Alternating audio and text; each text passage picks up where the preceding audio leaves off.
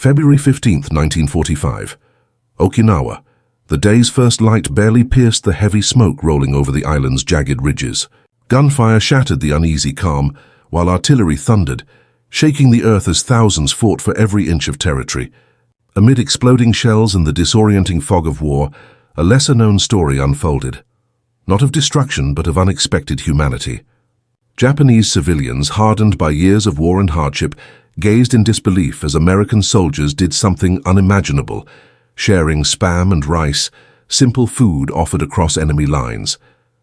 This act echoed like a whispered contradiction in a world consumed by brutality. The island was a crucible of violence. Okinawa's steep cliffs and dense forests became a deadly theater where Japanese defenders, dug into elaborate cave systems, resisted with desperate fury. American forces progressed slowly, swallowed by tides of blood and mud. Civilians were trapped between the crossfire, their lives shattered by decades of militarism and propaganda. These families, once convinced of American cruelty, found themselves confronted with an unexpected gesture: shared meals under the shadow of war's devastation. For months, American forces had landed with a determination forged in the fires of the Pacific Campaign. Their victories were hard-won, measured in lives lost and islands taken. The soldiers carried with them not just weapons and grenades, but also food rations, the iconic cans of Spam, a symbol of American abundance and logistical mastery. To Japanese eyes, these canned meats were relics of an alien culture, mysterious and unfamiliar. Yet they represented survival, a form of sustenance amid scarcity and starvation. What confounded the Japanese civilians was not simply the food itself, but the act of giving, a quiet defiance of wartime animosity. In a land where surrender meant disgrace and capture promised death, and where civilians had endured hunger and fear, this sharing transcended hatred. American soldiers, often seen through the lens of propaganda as soulless invaders, extended a hand that bridged cultural and combatant divides. The crackling radios and rolling tanks of the battlefield faded briefly behind a different sound. The clinking of ration tins and whispered exchanges. This moment of shared humanity was born of necessity and improvisation amid the chaos. The American military's logistical suppliance was a marvel. Thousands of tons of food, weapons and fuel streamed across the Pacific, feeding advancing troops. Spam, with its long shelf life and high caloric density, became the lifeblood of the soldiers. But it wasn't just a ration. It was a currency of survival, and unexpectedly a conduit for connection. Soldiers who saw the suffering in the eyes of civilians, understood the unspoken language of hunger, had the power to momentarily soften the sharp edges of war. For the inhabitants of Okinawa, long cut off from supplies, the appearance of American troops and their provisions sparked confusion and cautious hope. Many had been raised on tales of Western aggression, their world shaped by government-sanctioned fear. Yet the reality was different in the mud-soaked battlefields. Those who accepted the offerings saw not conquerors imposing their will, but men touched by the same desperation, driven by duty, and capable of compassion. In silent courtyards and makeshift shelters, rice bowls passed among strangers carried stories of fear, survival, and the fragile hope for peace. The Japanese commanders grappled with this unfamiliar phenomenon. Their doctrine fostered unyielding resistance and deep suspicion of the enemy. To see American troops sharing food with civilians challenged the rigid narrative of total enmity. Behind closed doors, intelligence officers puzzled over reports of soldiers casually handing out tins of Spam, acting with kindness in a land considered hostile. This brewed frustration and confusion as the stark contrast between ideological war and human reality revealed cracks in the wartime mindset. On the American side, officers understood the value of this small act beyond immediate sustenance. Food became a psychological tool, a way to win hearts in a contested land, weaken resistance and build fragile trust. Soldiers who distributed rations found themselves at the front lines of a subtle battle, where influence and goodwill could prove as potent as gunfire. These moments illuminated the paradox of war. Even amid carnage, human connections bloomed in unexpected ways, offering brief respite and shared solace. The scene was vivid. Soldiers crouched behind shattered walls, handing out rice and Spam, faces grim, but eyes reflecting empathy. Children, gaunt from hunger, reached out timidly. Elders, burdened by loss and fear, offered quiet thanks. The clash of cultures, languages, and uniforms melted momentarily into a shared struggle. Smoke rose from distant explosions, but here the simple act of breaking bread forged a narrative of compassion amid chaos. This exchange also highlighted the ingenuity of military logistics. American industrial capacity had transformed the war effort, enabling mass production of preserved foods. Factories in the United States produced millions of Spam cans, a marvel of engineering that ensured soldiers remained combat effective. The combination of preserved meat with rice, a staple beloved by Japanese culture, created an unspoken bridge. It was not just an imposition of Western goods, but an adaptive gesture acknowledging local traditions. Beyond the battlefield, these moments echoed into the post-war hearts of Okinawans and veterans alike. Oral histories captured whispered memories of hunger, eased by a stranger's kindness. Families told stories of the Allied soldier, who gave a child a tin of Spam, a gift that symbolized survival and shattered enmity. These human threads, woven into the tapestry of the Pacific War, reveal a dimension often overshadowed by strategic maneuvers and brutal combat. In the broader scope of World War II, the Okinawa campaign was one of the bloodiest confrontations. Over 12,000 American soldiers and tens of thousands of Japanese defenders fell amidst the cliffs and caves. But amid that staggering loss, these moments stand as powerful reminders. War could still hold fragments of humanity, acts of sharing, feeding body and soul, glimmers that survived the darkness of total war. The contrast between the cold machinery of conflict and the warmth of shared meals reveals a deeper truth about war's complexity. Soldiers were not just instruments of destruction, but individuals capable of empathy. Civilians caught in the crossfire were more than collateral damage. They were witnesses to a nuanced battlefield where cultural barriers could be breached, if only for a fleeting moment. Radio static and artillery barrages filled the air, yet behind the noise was a softer frequency, the subtle, profound sound of connection. Sharing Spam and rice was more than charity. It was a quiet act of defiance against the dehumanizing tide of war. It whispered that even in hell, humanity could find a foothold. As the American forces pressed their advance, the legacy of these small acts endured, shaping how wars could be remembered, not only for destruction but for the unexpected sparks of kindness that refused to be extinguished. In the ruins of Okinawa, amid shattered temples and silent forests, those cans of Spam and bowls of rice bore witness to a fragile bridge between enemies, built on the simple, enduring power of sharing.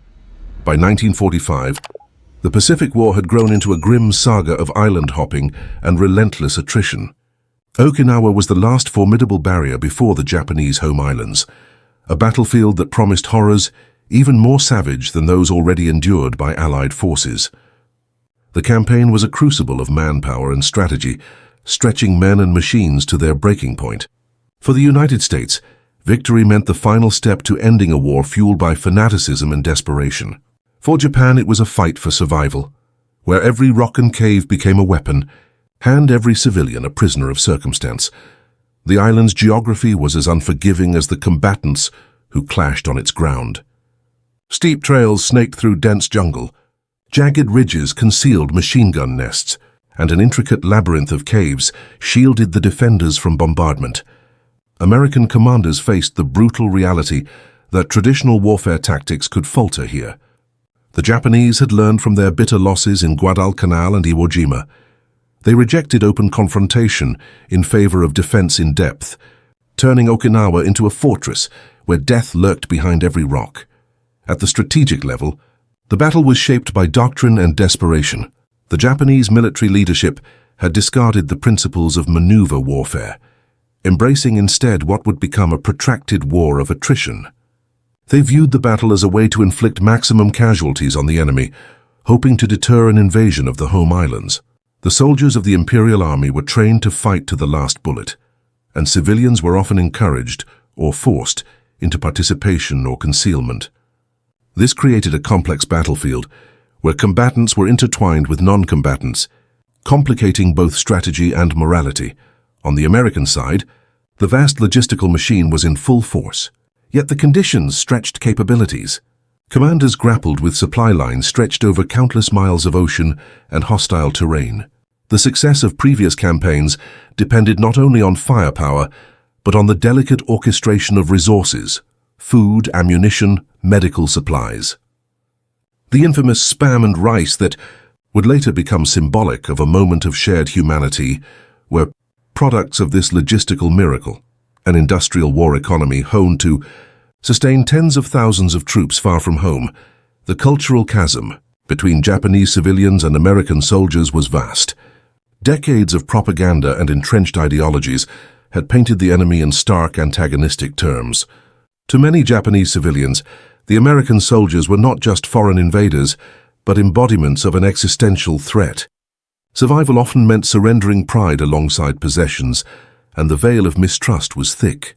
Those caught behind enemy lines faced starvation, fear, and the terror of indiscriminate fighting. Yet amid this backdrop of hardship and hostility, the seeds of something unexpected took root. Mutual recognition, born not from shared ideals but from the primal need for survival, began to emerge. The shared meals of spam and rice were never mandated by strategy, but sparked from the instinctive human impulse to ease suffering. The stories told by witnesses reveal moments where language failed, but hunger and humanity spoke clearly. These small acts of sharing became microcosms of a larger, unspoken truth: war reduces people to flesh and bone. Bridgeable by simple gestures, the American soldiers involved were a cross-section of humanity molded by training, experience, and hope. Many had seen brutal combat across countless islands. Some had lost comrades to sniper fire or kamikaze attacks. Others carried scars invisible to the eye. Their discipline was rooted not only in orders, but in a bond that recognized the shared ordeal of war. When faced with starving civilians, some soldiers acted out of empathy, offering whatever they could spare: cans of spam from their own rations, handfuls of rice. This generosity was a counterpoint to the violence surrounding them, a quiet rebellion against despair. Japanese civilians, from frightened children to weary elders, reacted with a complex mixture of disbelief and gratitude. The enduring trauma of war had taught caution, but hunger compelled acceptance. Rice, the staple of their diet and a symbol of cultural identity, combined with the strange new food brought by Americans, created an uneasy yet poignant connection. The clinking of metal tins and the rustling of rice bowls were subtle sounds that punctuated the roar of battle, signaling moments when survival transcended enmity. Commanders on both sides struggled with these encounters. Japanese officers, steeled by doctrine and fearful of subversion, often saw civilians as liabilities. Reports circulated warning against fraternization, reinforcing the psychological barriers between soldiers and the enemy. For Americans, such interactions challenged strict military discipline, but also provided a glimpse into the complexities of occupation and liberation. The balance between maintaining order and showing compassion was precarious, often decided in the moments between chaos. The shared food became more than sustenance. It was a psychological weapon in an unconventional battlefield. The act of giving slowed the relentless tide of fear, created fleeting trust, and sometimes helped persuade civilians to cooperate, or at least not resist. In a war where propaganda and perception were weapons as critical as rifles and tanks, these simple acts chipped away at hardened stereotypes. The enemy was humanized, and in that humanization lay a subtle power. Behind the front lines, the industrial might of the United States hummed ceaselessly. The production of canned meats like spam was part of an all-encompassing war effort. Factories pumped out millions of units every week. Generations of engineers, laborers, and visionaries transformed food preservation into a strategic advantage. The ability to feed an army far from home preserved fighting strength and morale. It also unexpectedly created opportunities for connection, a paradox of mass production meeting individual empathy. As the battle raged, the island itself bore witness to these intertwined narratives of destruction and compassion. Shrines, villages, and shattered homes stood in silent testament to lives altered forever. In these ruins, stories of sharing food echoed alongside tales of firefights and losses. For many Okinawan survivors, the memory of that unexpected kindness carved out a small refuge in an otherwise dark chapter of history. This broader historical context, the grinding strategy, the clash of ideologies, the vast machinery of war, set the stage for moments of profound human significance. The campaign was not just a test of arms, but a trial of humanity. The rugged terrain, shattered lives, and enduring hope all converged in a theater where the simple acts of sharing rice and canned meat challenged the brutal narrative of destruction. In the years to come, these episodes would complicate the legacies of both occupiers and occupied. Veterans on both sides would carry memories not only of loss and violence, but of unexpected compassion. The complexity of war revealed itself in these moments, shaping how future generations understood the nature of conflict, the thin line between enemy and fellow human, being drawn not just by bullets but by shared sustenance under fire. Beneath the veil of relentless combat, a hidden advantage unfolded, one woven not from firepower or armor, but from the simple yet profound sharing of food. The Americans' ability to provide consistent, reliable rations was a secret weapon that the Japanese neither anticipated nor understood. The canned pink slabs of Spam, combined with humble bowls of rice, emerged as more than mere nourishment. They became symbols of resilience, connection, and unexpected kindness in a war defined by cruelty. This was no ordinary supply chain feat.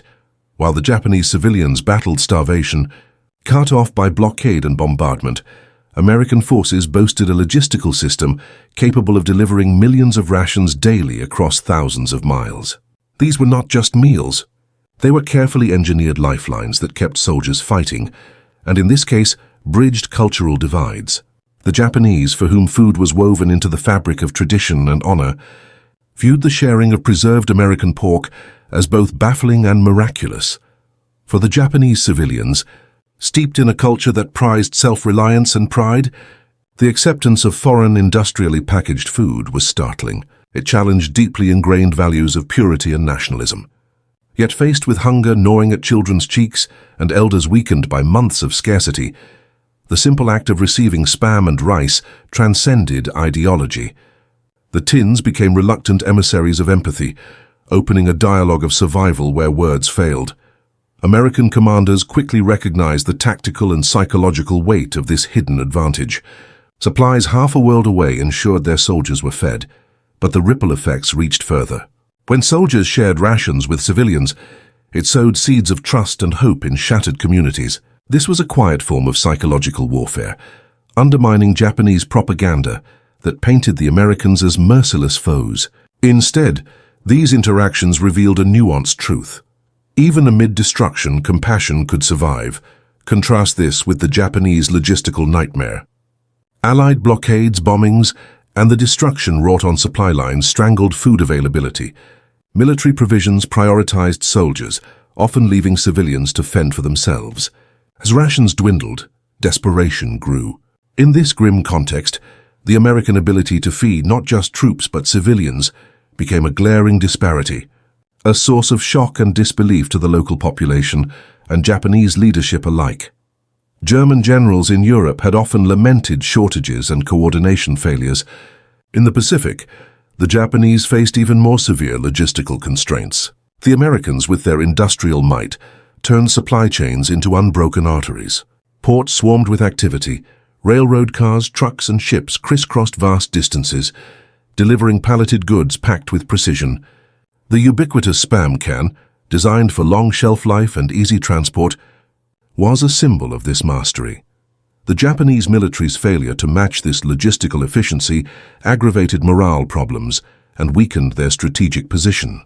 While Japanese soldiers fought tooth and nail, often underfed and exhausted, American troops were buoyed by the promise of reliable nourishment. This physiological edge, sustained energy and uplifted spirits fueled by consistent rations, could turn the tide in battles where endurance was as crucial as firepower. Beyond the battlefield, this difference shaped how civilians perceived their two antagonists. Hunger breeds fear and hostility, but it also breaks down barriers when kindness is offered. The Japanese were astounded, not just by the presence of these foreign soldiers, but by their willingness to share what was evidently precious. It was an element absent from the brutal, often merciless narratives they had been taught to expect. This invisible advantage quietly eroded enemy resolve and created openings for cooperation and negotiation amid chaos. At the core of this advantage was more than sustenance.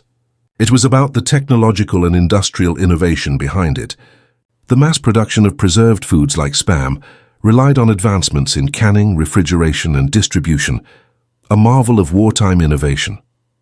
Factories ran around the clock, millions of components working in seamless concert to fuel the war effort.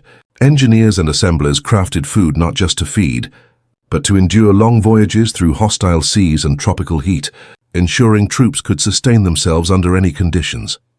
This engineering triumph was the culmination of decades of food science, accelerated by the urgency of global conflict. Factories like Hormel's sprawling complexes glowed with ceaseless activity, producing a carefully calibrated protein source with the nutritional punch needed for combat. In the sterile humming assembly lines, these innocent cans were transformed into weapons of morale and survival. The contrast was stark. Japan, reliant on limited local agriculture and struggling under Allied blockades, could not replicate this scale or efficiency. The island's civilians were left to ration what little remained, while the invaders wielded not just artillery and bombs, but barrels of preserved meat. This discrepancy was not lost on Japanese military analysts, who, frustrated and bewildered, could only watch as soldiers on both sides, friend and foe, connected through shared sustenance. The Americans' treatment of civilians with food also disrupted the rigid psychological barriers of war. Amid gunfire and rain-soaked trenches, sharing a tin of Spam became a radical act. It revealed an undercurrent of shared humanity beneath the uniforms and flags.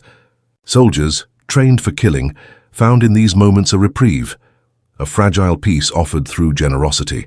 Civilians, long dehumanized by conflict and fear, glimpsed a different narrative. This exchange transformed the battlefield's emotional landscape, imparting hope where there was once only despair. It also became a subtle form of psychological leverage.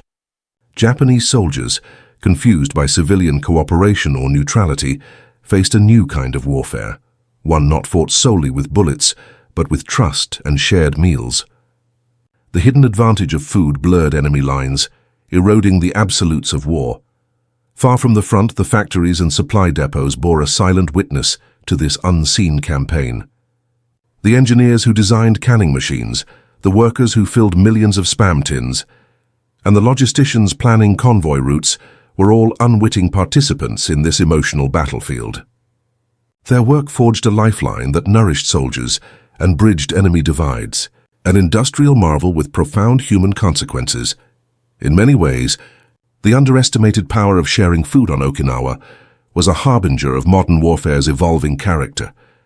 It foreshadowed the importance of hearts and minds in conflict zones, where military success depends as much on civilian support as on firepower. The cans of Spam, combined with bowls of rice, created a fragile but enduring connection, a testament to the war's complexity beyond the clash of steel and gunfire. The surprise and discomfort this caused among Japanese commanders underscored the limits of rigid doctrine in the face of unpredictable human behavior. As the battle raged, orders circulated to prevent fraternization, but soldiers on the ground often operated in moral gray areas. The hidden advantage was not just a matter of logistics or technology, but of recognizing the full humanity on both sides of the fight, an insight too late for the Japanese military hierarchy, but deeply felt by those who lived through Okinawa's conflagration. This quiet revolutionary weapon, Spam and rice shared amid battle, reminded all participants that the machinery of war could never fully extinguish the instinct to care. It transformed a brutal showdown into moments of fragile peace, pushing the boundaries of what was possible in the harshest of conflicts. And in this, the Americans held a secret edge, one born of innovation, mercy, and the unexpected power of shared sustenance. The story of Spam and rice in Okinawa is incomplete without delving into the engineering marvels and industrial power that made this humble food a lifeline. Behind every can lay a symphony of science, technology, and relentless production, an ecosystem designed to sustain millions of troops across the globe's most brutal battlefields. These preserved meats, mass-produced yet carefully crafted, became emblematic of America's ability to feed armies, and in moments of profound humanity, civilians grappling with starvation. The canned pork product known as Spam was no accidental triumph of convenience. Its origins stem from necessity, innovation, and a deep understanding of logistics in modern warfare. Developed in the 1930s by Hormel Foods, Spam's key breakthrough was in canning technology, which allowed it to withstand heat, humidity, and long durations without refrigeration, a perfect fit for the Pacific's sweltering climates and the chaotic supply lines of naval warfare. Technicians had to solve complex challenges: how to preserve taste, nutrition, and safety while scaling production to unprecedented levels. Each can required precise balancing of ingredients and meticulous sealing to prevent spoilage. The machinery involved was a marvel of its time, incorporating stainless steel presses, automated fillers, and quality controls that kept millions of units flowing steadily from factory floors. This streamlined industrial process was backed by innovations in metallurgy, chemistry, and manufacturing techniques accelerated by wartime demand. The specifications of Spam reveal its engineering brilliance. A single average can weigh about 12 ounces and packed high-calorie pork meat with seasoning and curing agents. Its shelf life extended well beyond a year, an astonishing feat that allowed it to be stockpiled, shipped across thousands of miles by sea, and delivered to troops amid the tumult of battle. This durability was critical, especially when faced with the unpredictable delays and destruction typical of Pacific engagements. Beyond food science, the production and distribution of Spam drew on America's unmatched industrial capacity. Plants in Austin, Minnesota, and other locations were converted into 24/7 operations, staffed with thousands of workers who churned out tens of thousands of cans per day. This was no small feat, given the complexity of supply chains supplying raw materials like pork, salt, and cans. Wartime rationing and prioritization ensured that food production remained a top priority, underpinning the broader strategic effort. The logistical feat did not stop at production. Equally impressive was the global distribution system that funneled these cans from factory to front line.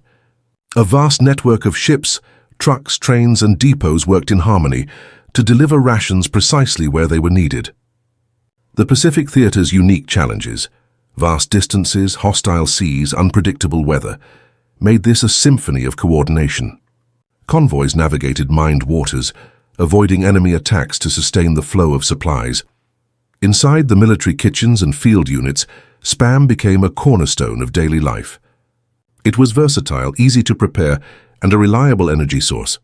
Soldiers often added it to rice, local vegetables, or whatever else they could find, improvising meals that went beyond mere survival to infuse moments of comfort. The very act of eating these rations together forged bonds of camaraderie and resilience, linking soldiers far from home in a shared ritual amidst the chaos of combat. On the other side of the battlefield, Japanese forces continued to suffer from inadequate food supplies. Their traditional Japanese diet, reliant on fresh rice, fish, and seasonal vegetables, had been disrupted by Allied bombings, blockades, and the destruction of farmland. Food shortages were devastating, particularly for civilians caught in war zones. The contrast was glaring.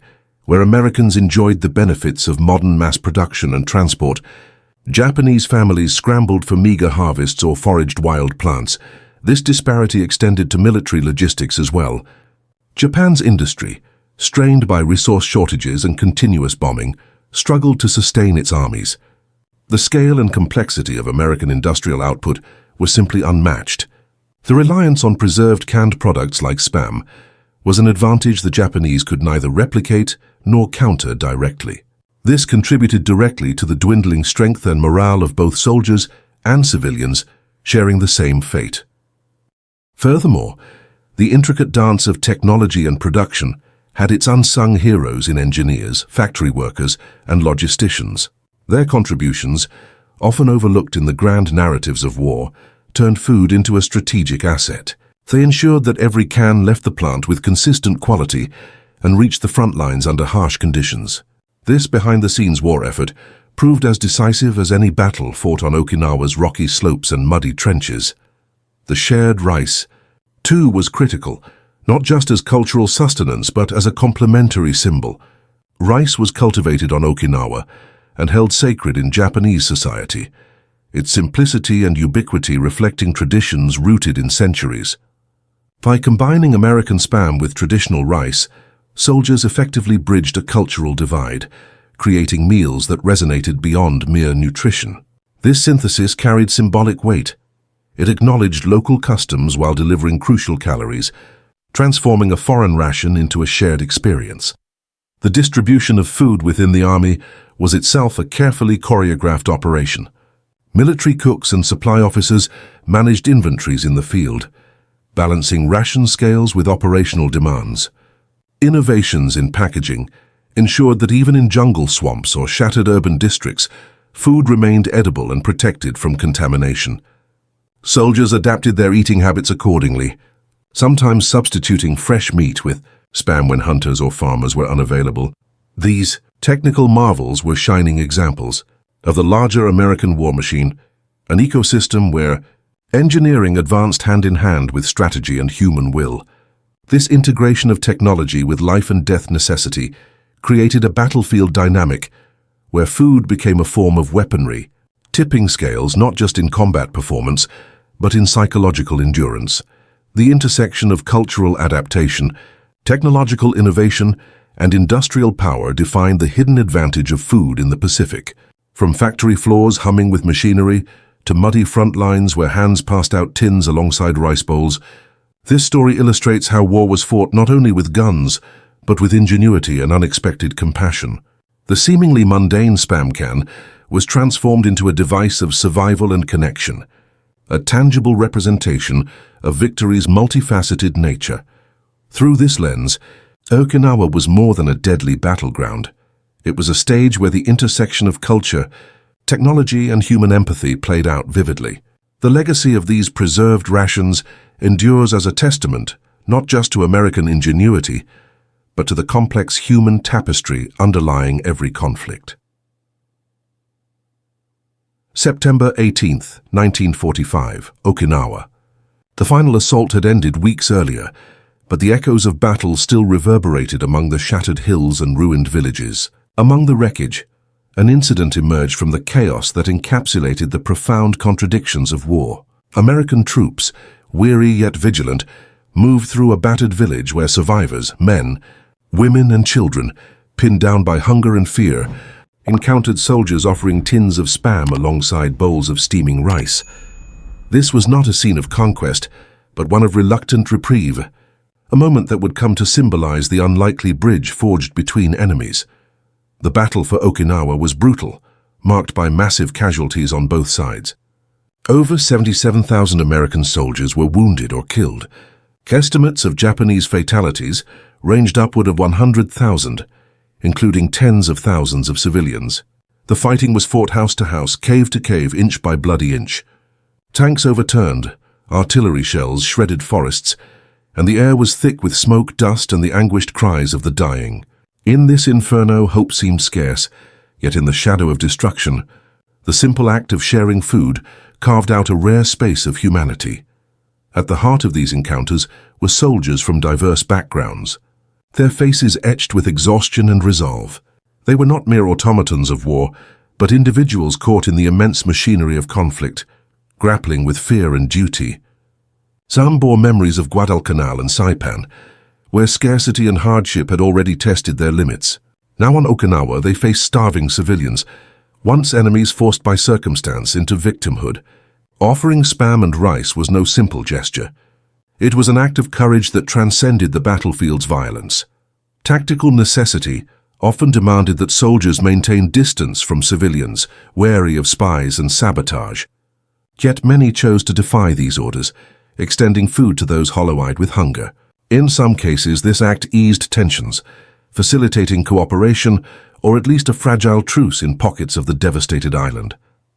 For families who had lost everything, a tin of Spam was both a physical lifeline and a psychological anchor, proof that compassion could survive even amidst war's darkest moments. The battles themselves were unforgettable in their intensity. The Americans engaged in relentless assaults on fortified Japanese positions, encountering resistance that was fiercely coordinated. Survivor accounts describe a relentless storm of bullets and grenades, punctuated by the acrid smoke of burning villages. In this brutal context, supply lines became lifelines not just for soldiers but for civilians. Rations ensured that the troops could maintain their advance, but the ripple effect touched those around them.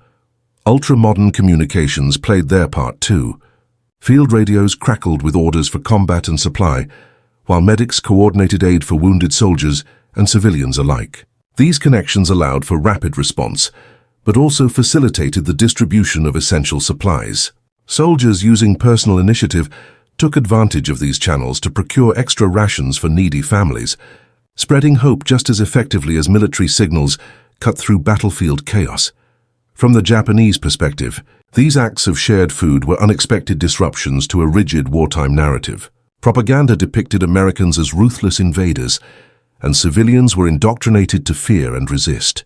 Yet on Okinawa, many civilians found themselves unable to reconcile this portrayal with the reality of soldiers sharing precious food. For some, it ignited cognitive dissonance. For others, gratitude grew beneath layers of suspicion. This tension highlighted the fragile lines between enemy and ally, hostility and compassion. Reports from Japanese officers reveal frustration and confusion as civilians accepted and even sought out American rations.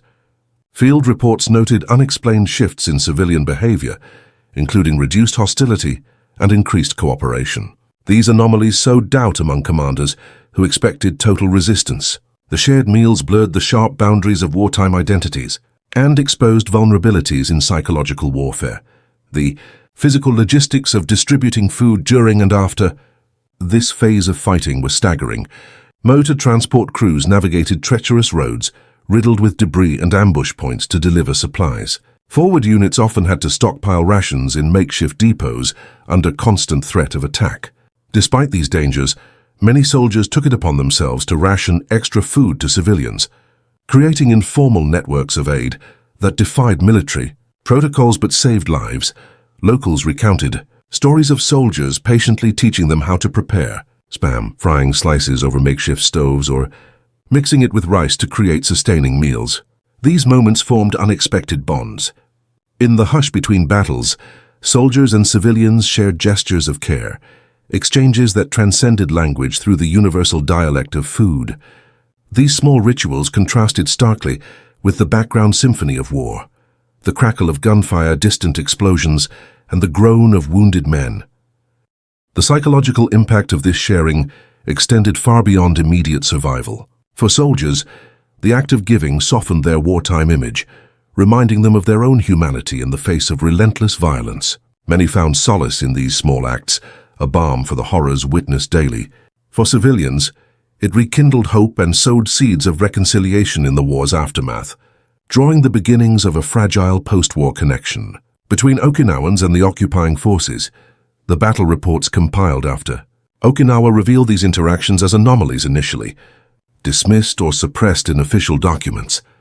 Yet first-hand accounts from soldiers, civilians, and medics unveiled a complex human story beneath the strategic and operational narratives. These shared moments of feeding and fellowship highlighted a nuanced war, experience shaped not only by battles but also by empathy and survival. This story of shared spam and rice amid devastation defied simple categorization. It stood as a quiet testament to the endurance of compassion amid cruelty, a poignant reminder that even in war's most savage theaters, the bonds of humanity persist. These acts did not halt the violence, nor erase the immense suffering, but they offered fleeting sanctuaries, spaces where enemies became neighbors, if only briefly. In the context of the larger Okinawa campaign, these moments punctuated an otherwise relentless march of destruction. They illuminated the paradox that war, while driven by hatred and conflict, also creates opportunities for reconciliation and compassion. The shared food was more than nutrition.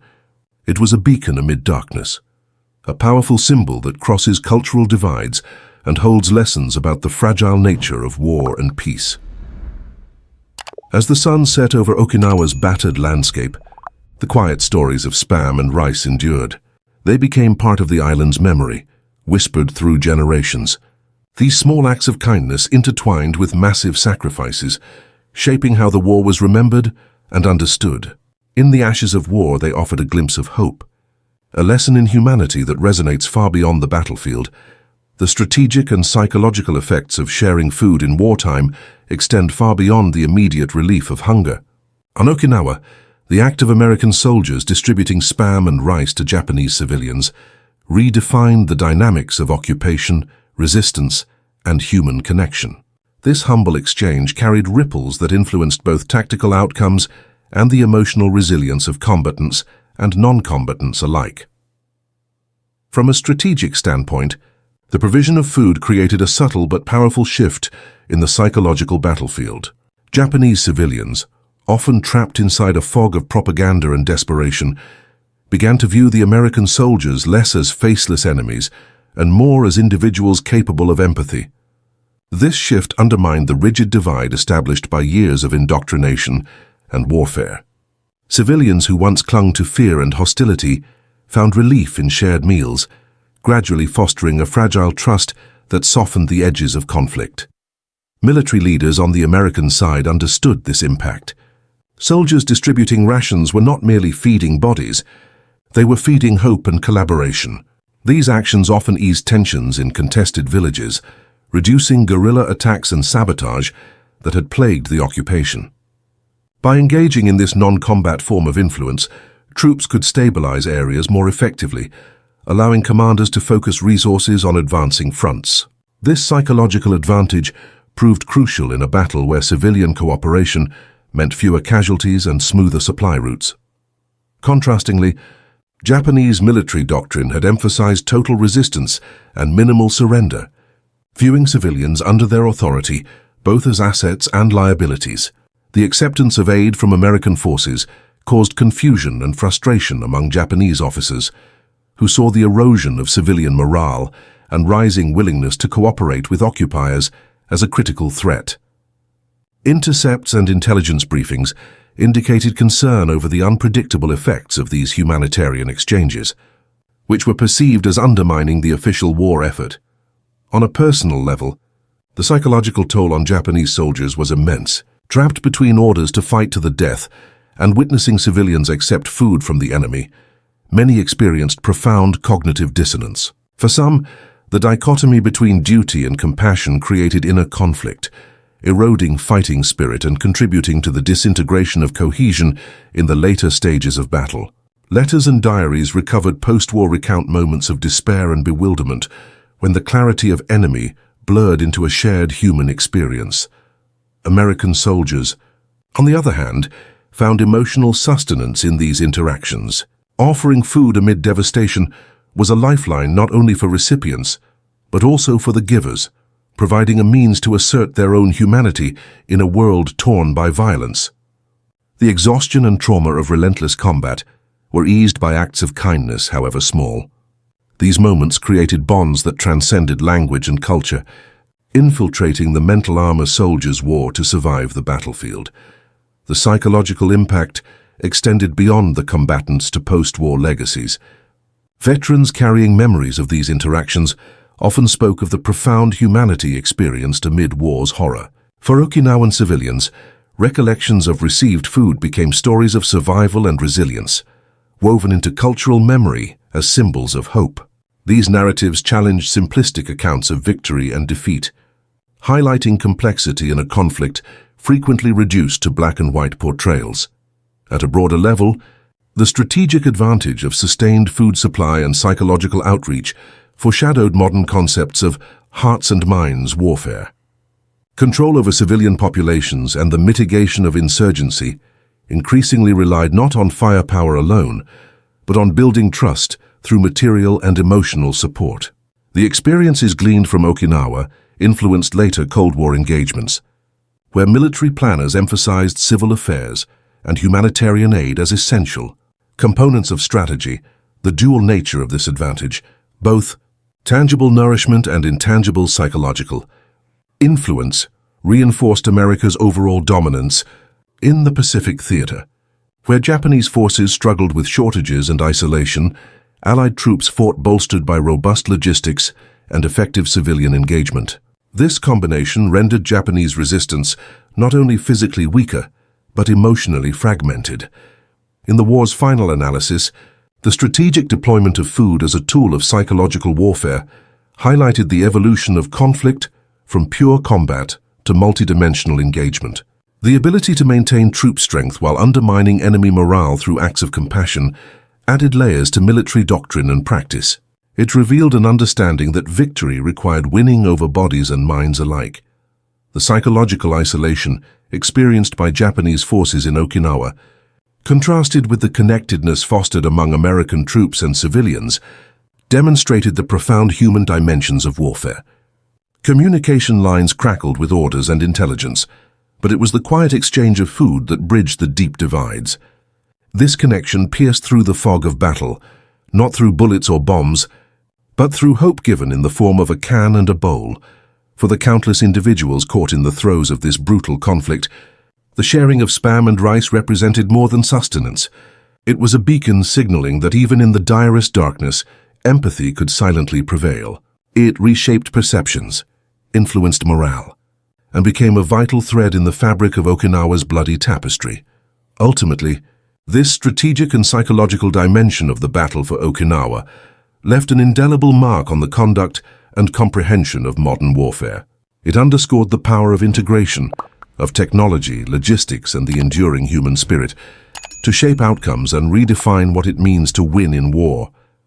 It proved that connection, nurtured through unexpected empathy, can be as decisive as ammunition on the battlefield. The legacy of shared spam and rice on Okinawa reverberates far beyond the war's brutal climax. This unexpected act of compassion, born amidst the carnage, foreshadowed transformations in warfare that would echo into the Cold War and beyond. It offered not only a glimpse into the complexities of human conflict, but also a template for modern military strategy, where connection and logistics, empathy and engineering coexist as vital weapons. In the aftermath of World War II, the lessons of Okinawa informed military planners worldwide. The brutal reality that sheer firepower was insufficient to win hearts or prevent insurgencies shaped emerging doctrines. Occupation strategies increasingly prioritized civilian well-being alongside combat objectives. The sharing of food, once a spontaneous act, became a deliberate tactic of influence, recognizing that starving populations breed unrest, while nourished civilians can become allies. During the Cold War, these insights found fuller expression.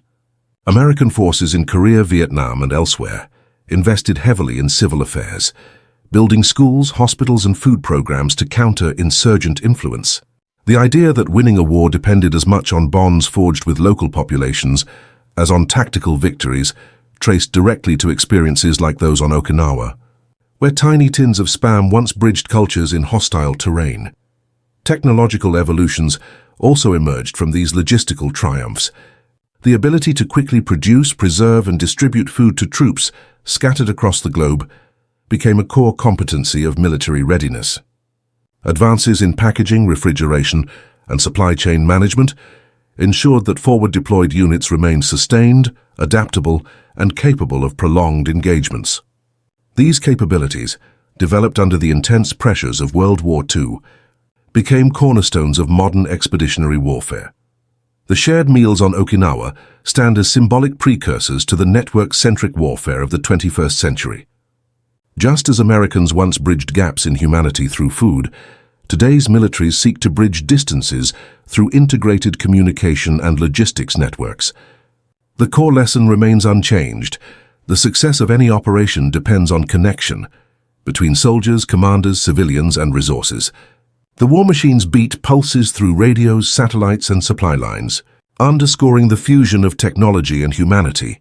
Veterans and families, especially those tied to the Pacific Theater, carry the memory of these moments with deep emotion. Oral histories and memoirs recount how shared food softened the harshness of battle and opened doors to understanding. These narratives enrich the broader war story, reminding future generations that conflict is not only defined by destruction, but also by fleeting acts of kindness that dared to resist the tide of violence. For the people of Okinawa, the legacy is layered and complex. The war left scars on the island's landscape and psyche, but it also left a story of connection.